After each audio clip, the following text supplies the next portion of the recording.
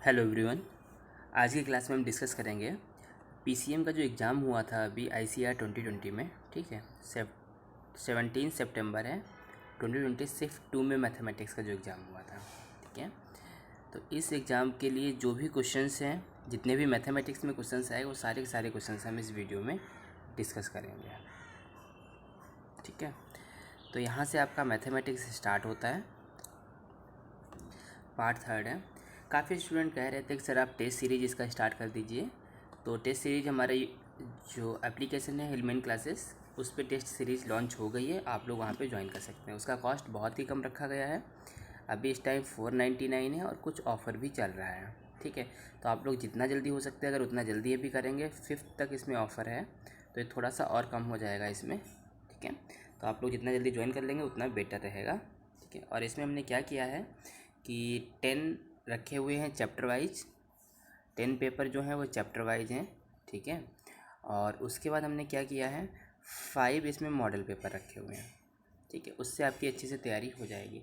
Chapter wise रखने के पीछे का हमारा जो लॉजिक है, एक्चुअल में अभी हमारा इस पर क्रैश कोर्स भी चल रहा है आईसीआर के लिए। ठीक है, तो क्रैश कोर्स में हम क्या करें, जो भी चैप्टर्स अभी पढ़ा रहे हैं, जितने भी चैप्टर्स, उनके हिसाब से हम उसमें टेस्ट चैप्टर भी इंक्लूड कर रहे हैं, चैप्टर वाइज टेस्ट। तो अगर आप इसको ले लेते हैं, ठीक है, तो आपके लिए बहुत ही बेनिफिशियल रहेगा। चैप्टर वाइज टेस्ट से क्या होता है कि जैसे हमने अभी मान लेते हैं पर्टिकुलर एक चैप्टर अभी तैयार किया, प्रिपेयर किया, तो उस चैप्टर का अगर हमारा टेस्ट हो जाएगा तो ज़्यादा बेटर रहता है। ठीक है, और आसानी से तैयारी भी हो जाती है उस चीज़ के लिए। तो अगर आप लोग इसमें टेस्ट सीरीज भी कर सकते हो और क्रैश कोर्स का अलग से चल रहा है, तो आप लोग चाहे तो क्रैश कोर्स भी ज्वाइन कर सकते हो। इस क्रैश कोर्स में हम क्या कर रहे हैं, जो भी कॉन्सेप्ट और कॉन्सेप्ट के साथ साथ उस पर क्वेश्चंस बेस्ड बहुत अच्छे तरीके से वहाँ पे एक्सप्लेन कर रहे हैं।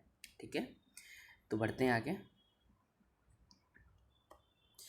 जो हमारा पहला क्वेश्चन है, देखो किस टाइप के क्वेश्चंस आते हैं यहाँ पे, उसको आपको थोड़ा सा लेवल समझ में आएगा कितना लेवल रहता है। कुछ कुछ क्वेश्चंस काफ़ी इजी हैं और कुछ कुछ क्वेश्चंस काफ़ी टफ़ हैं। टफ़ इन द सेंस मतलब मीडियम लेवल के हैं, उतना टफ़ भी नहीं है। जैसे पहला वाला क्वेश्चन है, देखो पहले क्वेश्चन में क्या कह रहे हैं कि let number of element in A is equal to 50 है। ठीक है, और number of element in A dash union B dash 45 है, और एन यू की वैल्यू 70 है, और इसकी वैल्यू बतानी N A minus B, number of element in A minus B. तो इसको हमने वेन डायग्राम में इजीली एक्सप्लेन किया है। तो number of element in A minus B होता है number of element in A minus number of element in A intersection B. ठीक है, और यहाँ पे हमको A dash union B dash दे रखा, तो क्या हम इसको लिख सकते हैं एन ए इंटरसेक्शन बी पूरे का डैश, और इस चीज़ का क्या मतलब होता है कि N U minus N A intersection B. ठीक है, ये वैल्यू क्वेश्चन में गिवन है, ये वैल्यू क्वेश्चन में गिवन है, तो ये निकल आएगा, एन ए इंटरसेक्शन बी आ जाएगा। ठीक है, एन ए इंटरसेक्शन बी हमें पता है और एन ए हमें पता है, तो वो दोनों वैल्यूज यहाँ रख देना, तो एन ए माइनस बी आ जाएगा। ठीक है, ट्राई कर लेना, कोई विशेष दिक्कत नहीं है इसमें। सेकेंड क्वेश्चन है, ये उसका देखो इंग्लिश में क्वेश्चन गिवन है और वही क्वेश्चन का हिंदी फॉर्मेट गिवन है। ठीक है, तो उसमें हिंदी वाले बच्चे भी उसको आसानी से समझ सकते हैं, और इसका पीडीएफ हम अपने टेलीग्राम चैनल पे डाल देंगे, तो वहाँ से आप लोग डाउनलोड कर लेना। ठीक है, टेलीग्राम चैनल की जो लिंक है वो डिस्क्रिप्शन में दे देंगे। क्वेश्चन नंबर 2 में क्या कह रहे हैं, देखो क्वेश्चन नंबर सेकेंड वाला ये क्वेश्चन है। सेकेंड वाले क्वेश्चन में कह रहे हैं जी ऑफ एफ एक्स कुछ गिवन है, एफ ऑफ जी एक्स कुछ गिवन है, तो बताओ कि इन चारों में से कौन सा ऑप्शन करेक्ट है। मान लेते हैं कि हमारा पहला वाला ऑप्शन करेक्ट है। ठीक है, तो पहले वाले एफ एक्स हमको कुछ गिवन है, जी एक्स कुछ गिवन है, तो एफ ऑफ जी एक्स निकाल लेते हैं। तो एफ के अंदर हमको जी एक्स रखना है, तो यहाँ पे कॉस स्क्वायर और जी एक्स की वैल्यू कितनी थी, रूट एक्स, तो कॉस ऑफ रूट एक्स। ठीक है, तो यहाँ से क्या बन जाएगा, कॉस ऑफ रूट एक्स का स्क्वायर। क्या F of G X cot of root X का स्क्वायर गिवन है, तो यहाँ पे एफ ऑफ जी एक्स की वैल्यू कितनी गिवन है, कॉस ऑफ रूट एक्स का स्क्वायर। इसी प्रकार जी ऑफ एफ एक्स निकालोगे तो कितना आएगा, root G of F X जब निकालोगे, जी एक्स के अंदर एफ एक्स रखना है, तो रूट के अंदर क्या आ जाएगा, कॉस स्क्वायर एक्स, और जब स्क्वायर हटाया जाता है तब क्या बन जाएगा, मॉड ऑफ कॉस एक्स। ठीक है, तो ये वाला आंसर हमारा करेक्ट हो जाएगा। तो कौन सा वाला, पहले ही वाला हालांकि करेक्ट हो गया। ठीक है, क्लियर हुआ यहाँ तक। ठीक है, उसी का हिंदी वाला है। ये क्वेश्चन काफ़ी इंपॉर्टेंट है। ठीक है, नेक्स्ट वाला क्वेश्चन है, इसमें देखो ये चीज़ गिवन है, इसको क्या बोलते हैं, ग्रेटेस्ट इंटीजर फंक्शन। तो इसको थोड़ा ध्यान से समझना, क्योंकि काफ़ी स्टूडेंट्स को इसमें दिक्कत होती है ग्रेटेस्ट इंटीजर फंक्शन में। जैसे कि क्या होता है, मान लेते लिखा हुआ है 2.23, तो ये किन दो इंटीजर्स के बीच की वैल्यू है 2 और 3, तो इसके लिए क्या आंसर आएगा 2 आएगा। ग्रेटेस्ट इंटीजर के लिए हमको याद रखना होता है, ठीक है।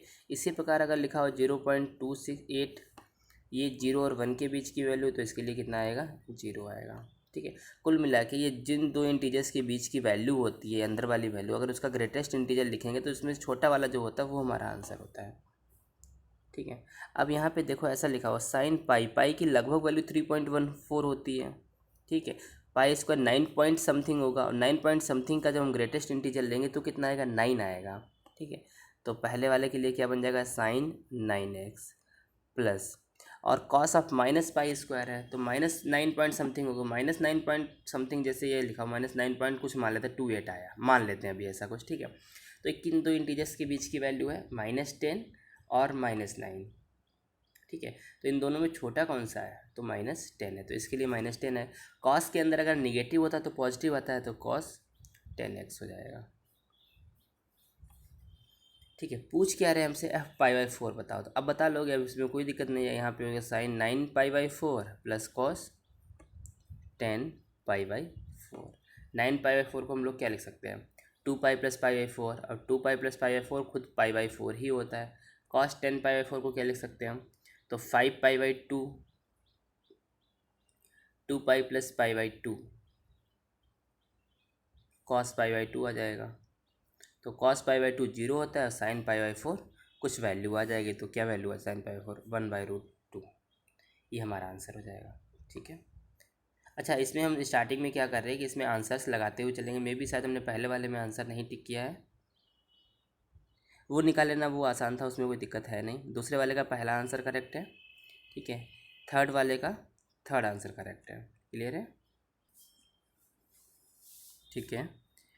क्वेश्चन नंबर 4 में क्या करें, sine theta and cos theta are the roots of the equation, इस इक्वेशन के रूट्स हैं, ठीक है। इस इक्वेशन के अगर रूट्स हैं तो क्या हो जाएगा, तो एक चीज़ हमें पता है, रूट्स का जो सम होता है, जैसे sign theta plus cos theta, तो इसकी वैल्यू कितनी आ जाएगी -b/a, ठीक है। और रूट्स का जो मल्टीप्लाई होता है, तो sine theta into cos theta, तो इसकी वैल्यू कितनी हो जाएगी c/a, क्योंकि ये क्वाड्रेटिक इक्वेशन दे रखी है और इसके दो रूट दे रखे साइन थीटा और कॉस थीटा। अब हमें क्या करना है, इसको सॉल्व करना है, इसमें से चारों में से कौन सा ऑप्शन सही होगा। तो यहाँ पे क्या करो, sine theta plus cos theta दे रखा है, इसका स्क्वायर निकाल लो, तो यहाँ से कितना हो जाएगा sign theta plus cos theta का होल स्क्वायर, ठीक है। तो ये कितना होता है sine square theta plus cos square theta 1 हो जाएगा, plus 2 sine theta into cos theta, 2 sine theta into cos theta. अब यहाँ से देखो, इसकी वैल्यू क्वेश्चन में गिवन है -b/a, sine theta cos theta की वैल्यू क्वेश्चन में गिवन है c/a, और ये है, इसको रख देना, तो इन चारों में से कोई एक ऑप्शन करेक्ट हो जाएगा, ठीक है। तो यहाँ पे हमारा जो ऑप्शन करेक्ट है वो कौन सा करेक्ट है, 4th नंबर का। सॉल्व कर लेना, आ जाएगा, कोई विशेष दिक्कत नहीं है इसमें, ठीक है। क्वेश्चन नंबर 5105 है, इसमें क्या कह रहे हैं, in 0,π the number of solutions of the equations tan x + tan 2x + tan 3x = इतना। तो ये काफ़ी आसान क्वेश्चन है, तो इसमें क्या करो कि tan x है प्लस tan 2x है और प्लस tan 3x है, ठीक है। इस वाली वैल्यू को लेफ़्ट साइड ले आओ पूरी वैल्यू को, तो क्या हो जाएगा tan x tan 2x और tan 3x = 0, ठीक है। तो यहाँ पे कितना हो जाएगा tan x tan 2x को एज इट इज लिख दो, यहाँ से tan 3x कॉमन ले लो, अभी 2x लिख लो, tan 3x क्या करो कॉमन ले लो, जो कॉमन ले लोगे तो क्या बचेगा 1 - tan 2x tan x और tan 2x, ये इतना बचेगा = 0, ठीक है। फिर इसको राइट साइड में लेके जाओगे तो माइनस में हो जाएगा और ये डिवाइड में आ जाएगा। ओवरऑल क्या बनेगा, ओवरऑल ऐसा बन जाएगा tan x plus tan 2x divided by 1 - tan x tan 2x = -tan 3x, ये 3 नहीं है, -tan 3x, ठीक है। अब यहाँ पे देखो, ये किसी का फार्मूला है tan a + b, तो यहाँ पे हो जाएगा tan 3x = -tan 3x, ये इधर चला आएगा तो कितना आ जाएगा 2 tan 3x = 0। ओवरऑल कितना मिला tan 3x = 0, ठीक है। ये भी आसान क्वेश्चन में, अगर 0 है तो इसका कितना हो जाएगा tan n π, ठीक है। तो 3x की वैल्यू कितनी आ जाएगी n π, और x की वैल्यू कितनी आ जाएगी n π/3, 3। यहाँ पर क्या कह रहे हैं, 0 से पाई के बीच में, तो अगर हमने n की वैल्यू 1 रखी तो x की वैल्यू π/3 आएगी, जो कि 0 और पाई के बीच में है। 2 रखा हमने तो x की वैल्यू कितनी आ जाएगी, 2π/3, जो भी कितने हैं, 0 और पाई के बीच की वैल्यू है। ठीक है, 3 रखोगे तो 3π/3 पाई हो जाएगा, जो कि पाई इसमें इंक्लूड नहीं है। ठीक है, क्योंकि पाई पे ओपन ब्रैकेट है। तो हमारे पास केवल और केवल 2 सोल्यूशन मिले, एक 2π/3 और एक π/3। तो कौन सा वाला ऑप्शन करेक्ट हो जाएगा, सेकेंड नंबर का। आसान था क्वेश्चन, इसमें भी कोई दिक्कत नहीं थी। ठीक है, अभी तक जितने भी क्वेश्चन चल रहे हैं सारे इजी वाले चल रहे हैं, अभी तक कोई दिक्कत नहीं आई है किसी भी टाइप के क्वेश्चन में। ठीक है, फिर उसके बाद है क्वेश्चन नंबर 6। हाँ, ये थोड़ा इसमें एक फॉर्मूला लगता है, एक सीरीज बन रही है, तो इसको थोड़ा सा देखना है। ठीक है, तो इसका डायरेक्टली सीरीज का एक फॉर्मूला है, tan inverse 2r-1 upon 2r-1। ठीक है, और +1।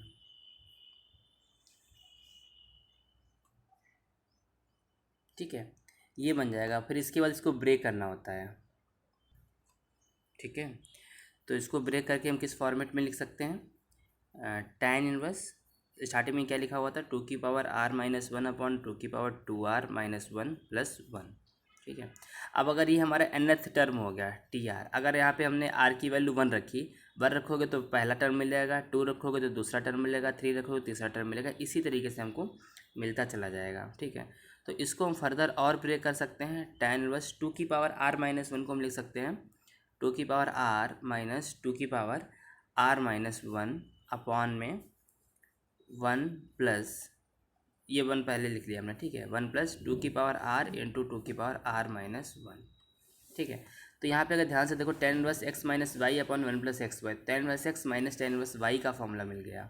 ठीक है, और लास्ट में जो हमारे पास फॉर्मूला बना जाएगा tr का, ठीक है, वो क्या बन रहा है, tan inverse 2r minus tan inverse 2r-1। ठीक है, अब यहाँ पे क्या करो, T1 निकालो, T1 निकालोगे तो कितना आएगा, tan inverse 2r minus tan inverse 2r0, और 2r0 कितना होता है, 1 होता है। ऐसे ही T2 निकालोगे तो कितना आएगा, tan inverse 2r2 minus tan inverse 2r1। इसी तरीके से T3 निकालोगे, T3 कितना आएगा, tan inverse 2r3 minus tan inverse 2r2। ठीक है, अगर यहाँ पे ध्यान से ऐसे लास्ट में चलते जाएंगे तो क्या बन जाएगा, Tn आ जाएगा। ठीक है, Tn, और Tn की वैल्यू कितनी हो जाएगी, tan inverse 2n minus tan inverse 2n-1। ठीक है, यहाँ पे अगर ध्यान से देखो तो ये वाली वैल्यू इससे कैंसिल हो रही है, ये इससे कैंसिल हो रही है, ये इससे कैंसिल, मतलब लास्ट में चल के ऐसे ऐसे कैंसिल हो जाएगा। ओवरऑल बचेगा कितना, ये वाली वैल्यू बचेगी और ये वाली वैल्यू, मतलब पहली वाली ये वैल्यू बचेगी, बस यही दोनों वैल्यूज बचेंगी। ठीक है, क्लियर है, तो बस इसके बाद फॉर्मूला लगा देना, आंसर आ जाएगा। मतलब इसके बाद क्या करना है, n की वैल्यू इनफाइनाइट रख, मतलब सॉरी n इन सभी का सम जो हो जाएगा वो कितना हो जाएगा, Sn आ जाएगा, Sn कुछ आ जाएगा, ये टर्म बचेगा, ये वाला टर्म बचेगा और ये वाला टर्म बचेगा। ठीक है, और फिर क्या कर देना है, n की वैल्यू इनफाइनाइट रख देना। ठीक है,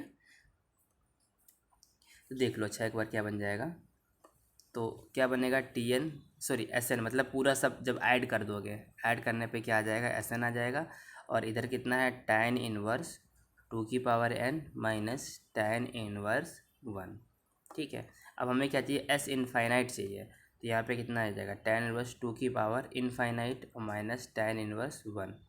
2 इनफाइनाइट ही होता है, और tan इनफाइनाइट मतलब इनफाइनाइट किसकी वैल्यू होती है, tan π/2 की, तो यहाँ से tan इनवर्स से tan चला π/2 बचेगा, और यहाँ पे tan इनवर्स 1, तो ये कितना बचेगा, π/4। तो ओवरऑल जो हमारे पास आंसर आएगा वो कितना आएगा, π/4। पहला वाला ऑप्शन करेक्ट हो जाएगा। ठीक है, कर सकते हैं इसी तरीके से।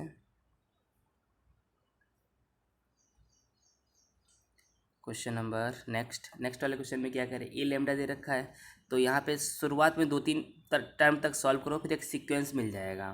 ठीक है, तो जैसे हमने मान लेते A1 निकाला, तो A1 निकालने पे कितना, 1 + 1 2, 1 - 2 -1, 1 - 1 0 और 1, जब इसको डिटर्मिनेंट ऑफ ए निकाला तो यहाँ से कितना आ गया 2। ठीक है, इसी प्रकार से A2 देखो, जब हमने A2 लिखा तो A2 कितना आया, A2 का मतलब हो जाएगा 2 + 1 3, 2 - 2 0, 2 - 1 1 और 2, तो इसका कितना आ गया 6 आ गया। A1 कितना आएगा 2 आया था, और A2 का मॉड कितना आ गया, डिटरमिनेंट कितना आ गया 6 आ गया।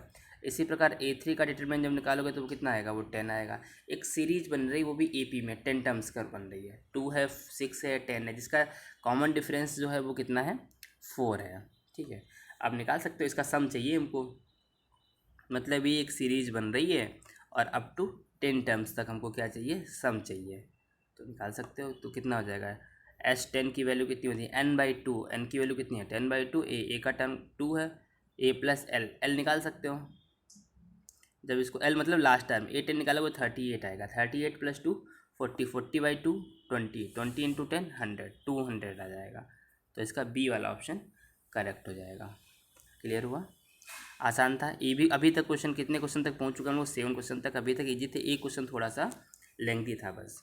ठीक है, इस वाले क्वेश्चन में डायरेक्टली क्या कर सकते हो, क्वेश्चंस में देखो डिटरमिनेंट दे रखा है, क्वेश्चन आपको क्लियरली विजिबल होगा, कोई दिक्कत नहीं, एक बार वीडियो को पॉज करके रोक सकते हो, देख सकते हो।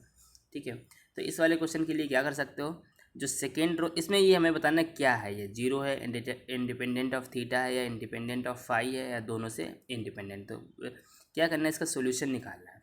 सोल्यूशन निकालने के लिए सबसे पहले क्या करना है, जो सेकेंड रो है इसमें साइन फाई का मल्टीप्लाई करा देना। ठीक है, थर्ड रो है इसमें क्या कराना है, कॉस फाई का मल्टीप्लाई करा देना, और बाद में इन दोनों को ऐड कर देना, किसको, सेकेंड और R2 + R3, और उसके बाद सॉल्व कर लेना। ठीक है, थोड़ी दूरी तक लगेगा सॉल्व, मुश्किल से, यहाँ पे बहुत बड़ा सा बनेगा इसलिए हम सॉल्व नहीं कर रहे हैं, थोड़ा सा सॉल्व करोगे तो आ जाएगा।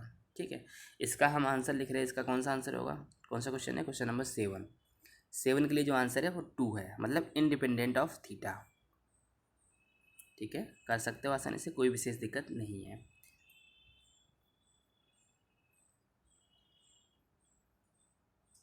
क्वेश्चन नंबर ये 9 नंबर है। देखो इसमें क्या करना है, ये क्वेश्चन गिवन है और हमको क्या करना है, f' बताना है।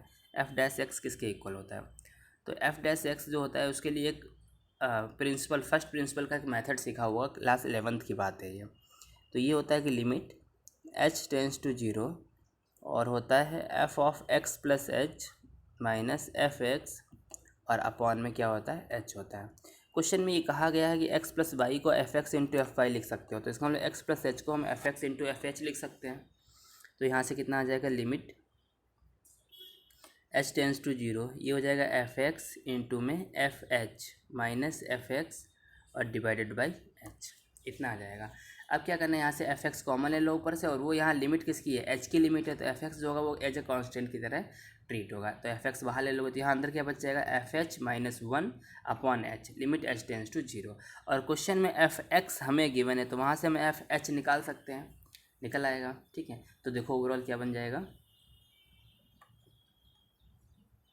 लिमिट h टेंस टू 0 और f(x) बाहर था।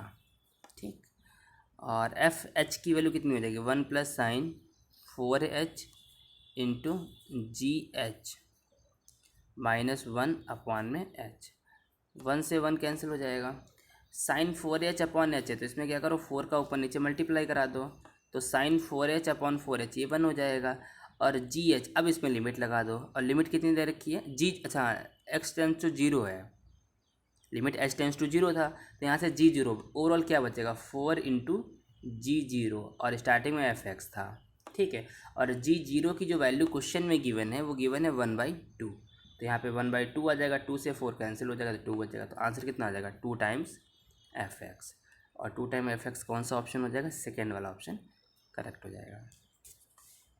ठीक है, क्लियर हुआ इतना, ठीक है, क्लियर है यहाँ तक, चलो 109। अच्छा, ये तो ये वाला क्वेश्चन था। ठीक है, ये वाला क्वेश्चन है।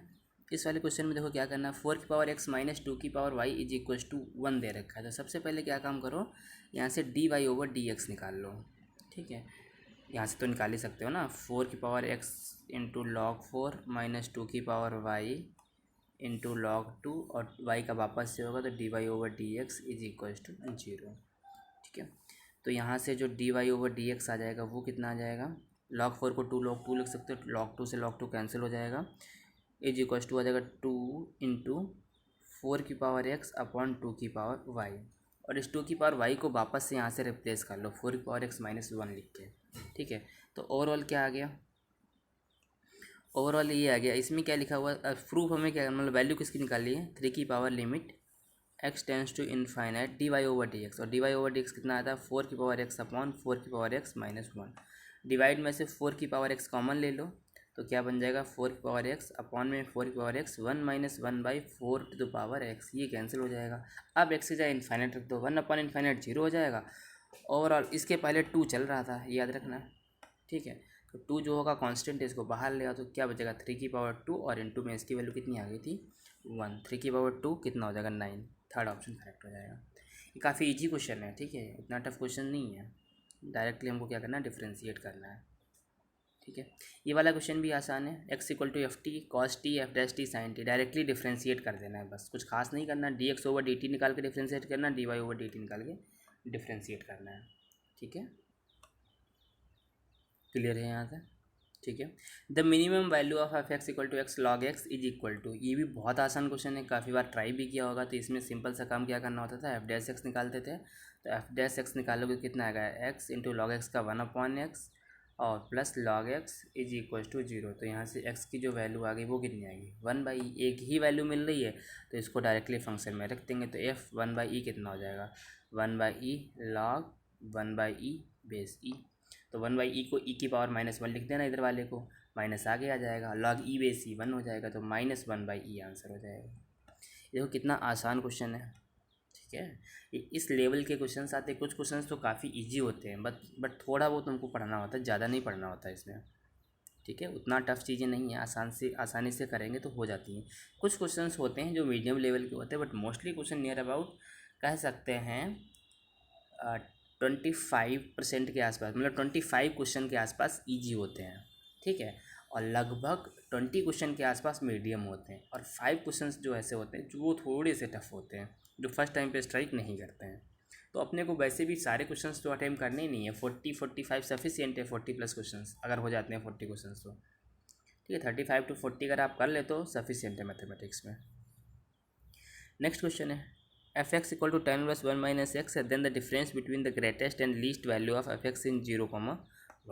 तो यहाँ से जब हम एफ डैश एक्स निकालोगे तो कितना होता है tan इनवर्स एक्स का होता है 1/1 प्लस एक्स स्क्वायर, और इसका वापस से करना पड़ेगा। यहाँ पे एक्स की जगह पे ये दे रखा है तो वो वैल्यू यहाँ लिख दोगे, कितना आ जाएगा 1 minus x square upon 1 plus x square, sorry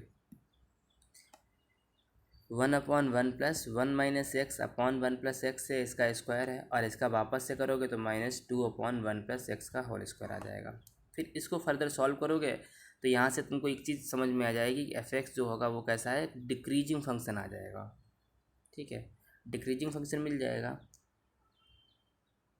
ठीक है, अब हमें क्या करना है, जब डिक्रीजिंग मिल गया तो हमको 0 से 1 के बीच में ही बताना है। तो सबसे पहला काम करोगे f0 निकालोगे, तो f0 कितना आ जाएगा tan inverse 1 minus 0/1 plus 0 tan inverse 1, और जिसकी वैल्यू कितनी हो जाएगी π/4। और f1 कितना आ जाएगा, जब f1 निकालोगे तो कितना 1 माइनस 1 0, तो f1 tan इनवर्स 0, तो 0 tan इनवर्स 0 0 हो जाएगा। और हमको क्या करना है, अगर ये डिक्रीजिंग फंक्शन है तो ऐसा जा रहा हो तो मैक्सिमम वैल्यू यहाँ मिल रही होगी 0 पे, और 1 पे मिनिमम मिल रही हो, तो π/4 में से 0 माइनस कर देना है, तो आंसर कितना आ जाएगा π/4।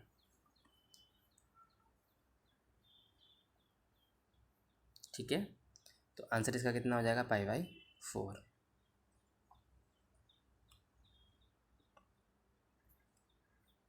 नेक्स्ट, ये भी आसान सा क्वेश्चन, ई की power sine inverse X D X is equals to बताना है। तो इसमें थोड़ी सी हिंट दे रहे हैं, केवल इसमें क्या करो साइन इनवर्स एक्स को टी लेट कर लेना।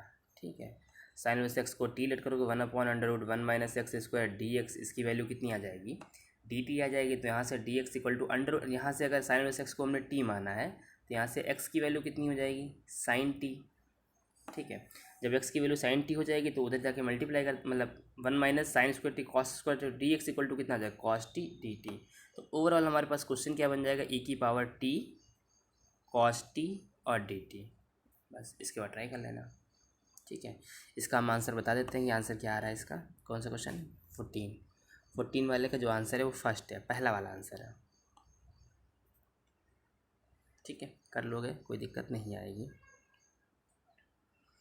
ये वाला क्वेश्चन देखो, -π/4 से π/4, याद करो -π/4 से π/4 मतलब -a to a। ऐसे ही ये प्रॉपर्टीज ऑफ डिटरमिनेंट में सीखा होगा कि, सॉरी प्रॉपर्टीज ऑफ डिटरमिनेंट नहीं, उसमें डेफिनेट इंटीग्रेशन की जो प्रॉपर्टीज थी उसमें अगर -a to a वाला होता तो इवन ऑड वाली प्रॉपर्टी लगती थी।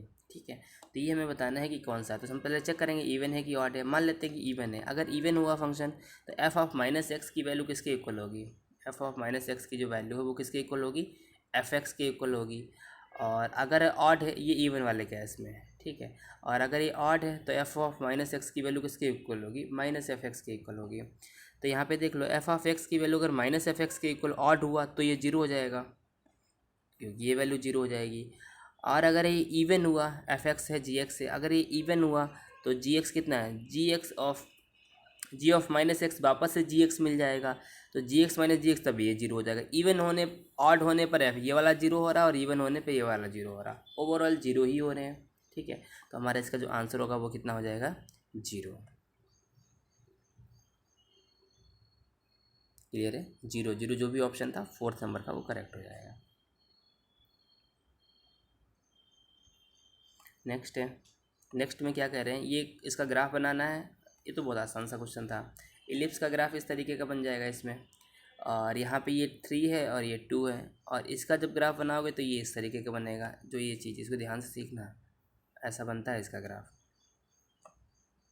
एक स्क्वायर है ये, ठीक है। तो हमसे पूछ रहे हैं कि ये ग्रेटर देन इक्वल टू 2, मतलब इस साइड वाला पूरा एरिया में बताना है, बाहर वाला ये एरिया। बोल रहे कि ये एरिया कितना होगा। तो हमें एक चीज़ पता है कि ये पूरा एरिया एलिप्स का होता है π/AB। यहाँ पे a की वैल्यू 3 है और b की वैल्यू 2 है, तो 6π पूरा एरिया है। और अंदर एक डिस्टेंस ये 2 है, ये 2 है, तो यहाँ से यहाँ तक की जो डिस्टेंस है वो कितनी है? 0,2 है और 2,0 है। तो डिस्टेंस निकाल दो, कितना बचेगा? 4 + 4 2√2 8। ठीक है, 4 + 4 कितना हो जाएगा? ये √8। तो ये डिस्टेंस जो हमारे पास आ गई वो √8 आ गई। तब इसका जो एरिया होगा वो कितना हो जाएगा? इसका मतलब पूरे वाला एरिया में से अगर हमने ये वाला एरिया हटा दिया तो बाहर वाला एरिया बच जाएगा। तो स्क्वायर है, स्क्वायर का एरिया कितना होगा? √8 का स्क्वायर तो 8 आ जाएगा। तो आंसर कितना हो जाएगा? 6π में से 8 सब्ट्रैक्ट कर दो। ये भी बहुत आसान क्वेश्चन था, सेकेंड वाला करेक्ट हो जाएगा। इसमें बस क्या करना था, हमको ये पता होना चाहिए कि इसका ग्राफ कैसे बन रहा है। इसमें बहुत सारे क्वेश्चन इवन NCERT में भी हैं, RD शर्मा में भी हैं। ठीक है, अगर आप 11-12 भी अगर अच्छे से कर लेते तो ज़रूरत नहीं है, ठीक है, कि आप इसमें फंस सको। मतलब मोस्टली क्वेश्चन आप 30 क्वेश्चन से इजली कर सकते हो। क्लियर हुआ? द डिफरेंशियल इक्वेशन सेटिस्फाई, तो ये तो डायरेक्ट कर सकते हो। ठीक है, ये बेसिक क्वेश्चन है, इसको हम स्किप कर रहे हैं। ये भी कर सकते हो। इस वाले में क्या कह सकते हैं कि x dx + y dy is equal to something है। ठीक है, तो यहाँ से क्या करो, dy वाले एक तरफ ले आओ और dx वाले एक तरफ ले जाओ। तो यहाँ से कितना बन जाएगा कि x² y - y, ये बन जाएगा dy। ठीक है, और dx वाले में क्या बन जाएगा? dx वाला अगर इस साइड है, इसको हमने वहीं रोका है और इसको इधर ले आया, x + y² है, x + y² x और इंटू में dx बन जाएगा। यहाँ से x कॉमन मिल जाएगा, यहाँ से y कॉमन मिल जाएगा, तो y dy/1 + y², और इधर बन जाएगा x dx/x² - 1। ठीक है, यहाँ से 1 + y² को u मान लो, यहाँ से x² - 1 को v मान लो। ठीक है, तो आंसर आ जाएगा इसके बाद। तो यहाँ से क्या बन जाएगा? log 1 + y² is equal to बन जाएगा log x² - 1, और प्लस कांस्टेंट कौन सा लेना होता है? log c। तो यहाँ से क्या बन जाएगा? 1 + y² is equal to c और x² - 1। अब इन्होंने कुछ कहा है कि 0,1 से सेटिस्फाई हो रहा है, तो x की वैल्यू 0 रख दो और y की वैल्यू क्या रख दो? 1। तो x की 0 y की 1 रखने पे c की वैल्यू कितनी आ गई? -2। तो यहाँ -2 रख देना। ठीक है, फिर ये क्या बन जाएगा? तो ये बन जाएगा, फिर ये इलिप्स की इक्वेशन बन जाएगी, और उसके बाद इसका जो इसेंट्रिसिटी है वहाँ से निकाल लेना। ठीक है, इसेंट्रिसिटी का बेसिक सा फॉर्मूला है, अगर a > b हुआ तो b² = a², 1 - e² लगा देना, और अगर a b हुआ तो a² = b², 1 - e²। जो लोग थोड़ा बहुत पढ़ रहे होंगे उनको ये चीज़ें क्लिक कर रही होंगी। ठीक है, तो कर लोगे आराम से। इसका आंसर देख लो क्या आ रहा है। ठीक है, थर्ड वाला ऑप्शन करेक्ट है, √2 आंसर आ रहा है, ट्राई कर लेना, हो जाएगा।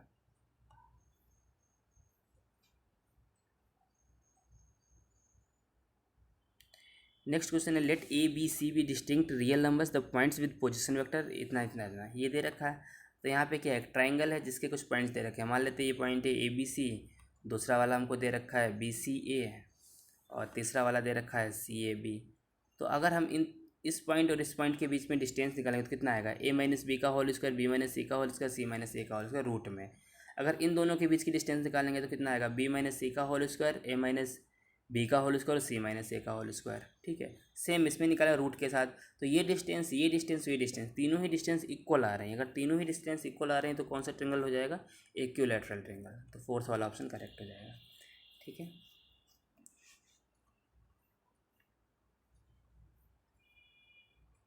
ठीक है, 3 6 8 5 8 10 है। ठीक है, देखो ये एक वो है समांतर षटफलक, पैरेललोपाइप्ड। ठीक है, इन्होंने क्या कहा है कि 3 6 8 है, और दूसरा जो पॉइंट है वो कितना पॉइंट है, 5 8 10 है। बोल रहे डिस्टेंस बताओ इसकी डायगोनल की, तो आराम से बता सकते हो। 5 - 3 का होल स्क्वायर कितना हो जाएगा, 5 - 3 2, 2 का होल स्क्वायर 4, 8 - 6 4, 10 - 8 4, और रूट इतना आंसर आ जाएगा। √12 आंसर हो जाएगा। √12 को क्या ले सकते हैं, 4 × 3 2√3, 2√3 आंसर हो जाएगा। तो कौन सा ऑप्शन करेक्ट हो जाएगा इसका, फर्स्ट वाला। ठीक है,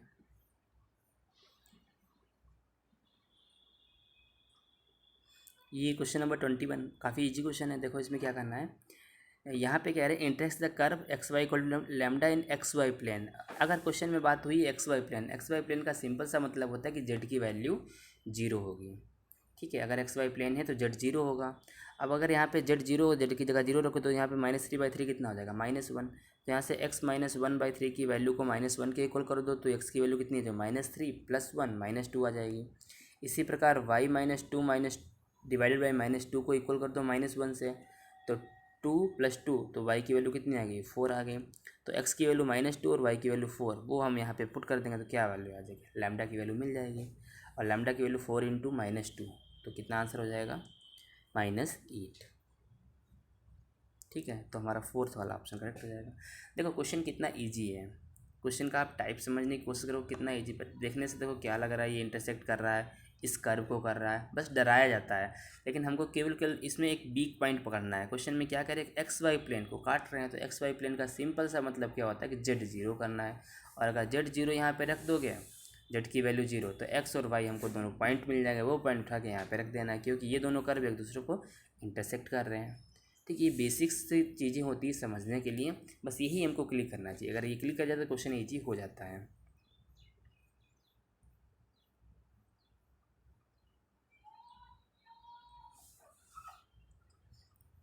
नेक्स्ट क्वेश्चन है, कुछ ऐसा दे रखे हैं, ए बी सी 3 वेक्टर्स दे रखे हैं। A vector in the plane of A and B whose projection on C has the magnitude equal to 1/3। ठीक है, तो इन्होंने कहा कि अच्छा हाँ, एक चीज़, a vector in the plane of A and B, अगर कोई भी वेक्टर है, वेक्टर आर मान लेते हैं, अगर वो ए और बी के प्लेन में है तो इसका मतलब होता है a + लैम्डा बी। ठीक है, ए हमें गिवन है, बी हमें गिवन है, तो लैम्डा के टर्म्स में निकल आएगा, कुछ वैल्यू आ जाएगी लैम्डा के टर्म्स में। फिर उसका projection on C has magnitude, तो R.C/mod C, इसकी क्वेश्चन में वैल्यू 1/3 की मैंने, और ध्यान से देखो तो mod C की वैल्यू भी 3, ये और ये कैंसिल हो जाएगा, तो R.C की वैल्यू कितनी हो जाएगी, 1 हो जाएगी। जब इसको सॉल्व करोगे तो यहाँ से लैम्डा की वैल्यू आ जाएगी। अगर लैम्डा की वैल्यू मिल गई, वो लैम्डा की वैल्यू उठा के यहाँ रख देना, तो वो वेक्टर मिल जाएगा। तो वही आंसर हमसे पूछे कि वेक्टर क्या होगा, तो इसका सेकेंड वाला ऑप्शन करेक्ट हो जाएगा।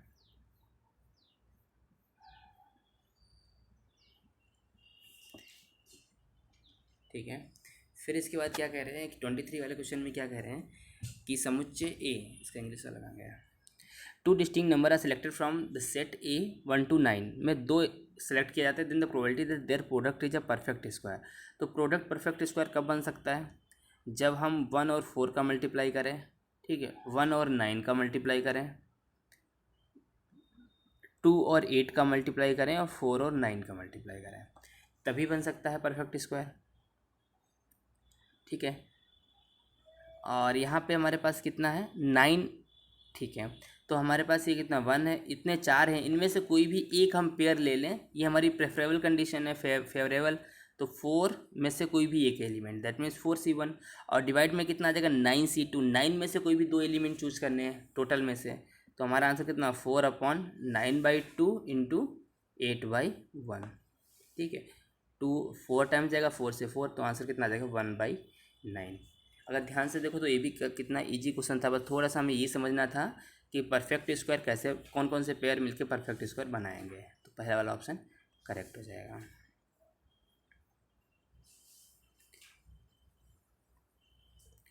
हाँ, ये क्वेश्चन थोड़ा सा समझने के लिए थोड़ा सा लेंथी था, उतना ज़्यादा लेंथी नहीं था, लेकिन ये थोड़ा समझना था question. 2 friends visit a mall randomly during 6 to 7 PM, ठीक है। Among the 2 friends whoever comes first wait for 20 minutes and then leave, the probability that they meet is, उनके मिलने की क्या प्रोबेबिलिटी है, ठीक है। अगर x माइनस वाई है, मतलब मान लेते हैं जो पहला है पर्सन वो x है और दूसरा पर्सन है जो y है।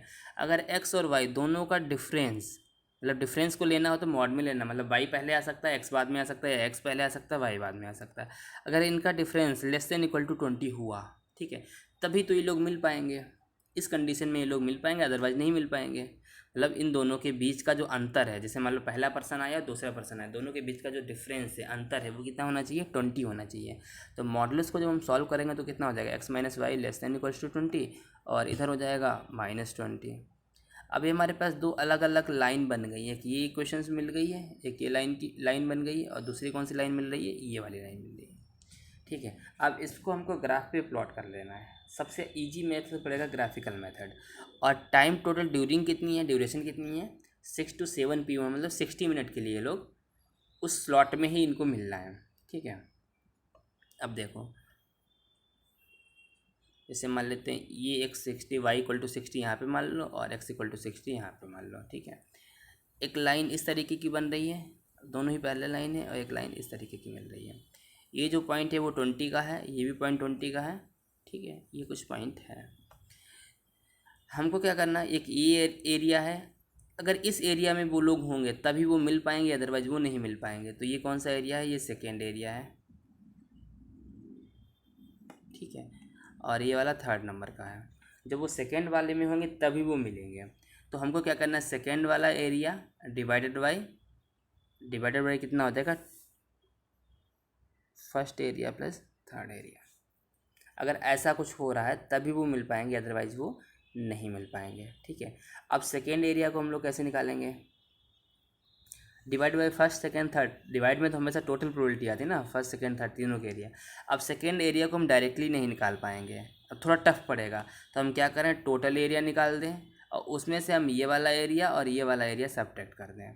तो ये टोटल 60 था, ये 20 है, तो ये कितना बचेगा 40 बचेगा, ये भी कितना होगा 40 होगा। सेम इधर होगा, ये 40 होगा, ये 40, मतलब ये वाला एरिया और ये वाला एरिया सेम है।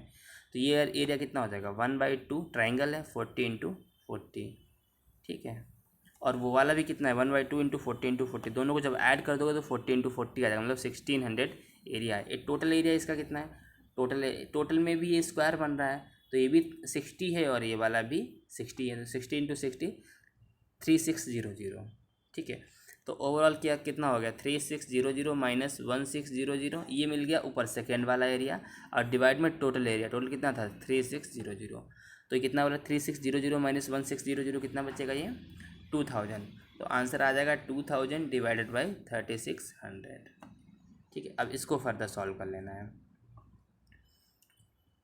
2000 डिवाइडेड बाई 3600,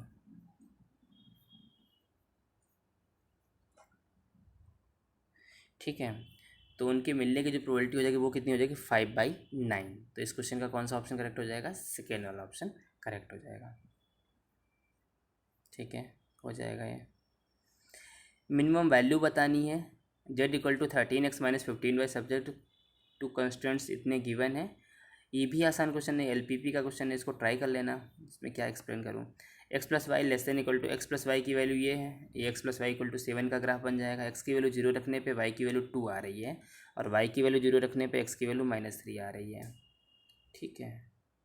ये 7 है, तो ये कुछ ऐसा जा रहा होगा ग्राफ इस तरीके का, और क्या कह रहे हैं ये ऐसा कह रहे हैं कि तो ये वाला एरिया सेट हो रहा है ओवरऑल, ठीक है। तो हमको ये वाला पॉइंट पता है, ये वाला पॉइंट पता है, ये पॉइंट पता है, ये वाला पॉइंट पता है, ये पॉइंट हमें सोच लेना है, मतलब दोनों को सॉल्व करके ये पॉइंट हमें निकाल लेना है, ठीक है। और फिर उसके बाद क्या करना है, वैल्यू चाहिए, वैल्यू ऑफ जेड चाहिए, तो जेड में वो वैल्यूज पुट कर देना। तो ये 0 0 मिल जाएगा। ये वाला पॉइंट 7,0 था, ये वाला पॉइंट 0,2 था, और ये वाला पॉइंट निकाल लेना है।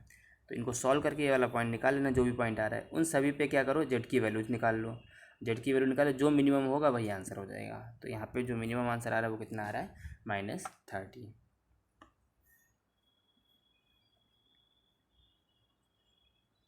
ये वाला क्वेश्चन है। जब भी कभी इस टाइप के क्वेश्चंस बहुत आते हैं। ये किसका है, प्रिंसिपल ऑफ मैथमेटिकल इंडक्शन और बाइनोमियल थ्योरम। कभी कभी पीएमआई में आता है, कभी कभी बाइनोमियल थ्योरम में आता है। तो कोशिश करो इस चीज़ को हमेशा रिकॉल करने का, ठीक है। तो बाइनोमियल थ्योरम या परमुटेशन ऑफ पीएमआई में आ सकता है, मतलब इन्हीं दो चैप्टर की बात होती है, ठीक है। क्या कर सकते हैं इसमें, देखो अगर हम n की वैल्यू 1 रख लेते हैं, ठीक है। तो इस टाइप के क्वेश्चंस को कैसे करना है, क्या करो n की वैल्यू 1 रख लो। तो 1 रखने पे कितना आ जाएगा, कुछ वैल्यू मिलेगी 3 × 5 पावर 2 × 1 + 1 + 2 × 2 की पावर 3 × 1 + 1, कुछ वैल्यू मिलेगी है। तो क्या करो, हमेशा इस टाइप के क्वेश्चन जब भी कभी आए तो क्या करना है वो तरीका सीख लो। n की वैल्यू 1 रख लो और n की वैल्यू 2 रख लो। तो 1 रखने पे मान लेते कुछ वैल्यू मिलेगी x मिलेगी, और 2 रखने पे मान लेते कुछ वैल्यू मिलेगी y मिलेगी। तो जब भी कभी इस टाइप का क्वेश्चन आएगा तो क्या करना है, एक्स और वाई दो वैल्यू निकाल लो, और फिर उनका क्या ले लो, HCF मतलब क्या होता है, मासा, हिंदी में मासा बोलते हैं और इंग्लिश में HCF है। तो HCF ले लो, हाईएस्ट कॉमन फैक्टर। HCF लेने के बाद क्या होगा, जो आंसर आएगा वही हमारा फाइनल आंसर है, ठीक है। जो भी HCF आएगा वही। तो यहाँ पे इसका जो आंसर आ रहा है वो 17 आ रहा है, ठीक है। तो अब वीडियो हमारी काफ़ी लंबी खिंच चुकी है, यहाँ तक लगभग 42 मिनट की वीडियो हो चुकी है, ठीक है। तो आज के लिए इतना ही रखते हैं। बाकी जैसे 125 कुछ 26 तक हो चुके हैं, नेक्स्ट स्लॉट में हम 26 के आगे क्वेश्चन डिस्कस कर देंगे, ठीक है। तो आज के लिए इतना ही, मिलते हैं नेक्स्ट क्लास में, तब तक के लिए जय Hind. Thank you students, thanks for watching.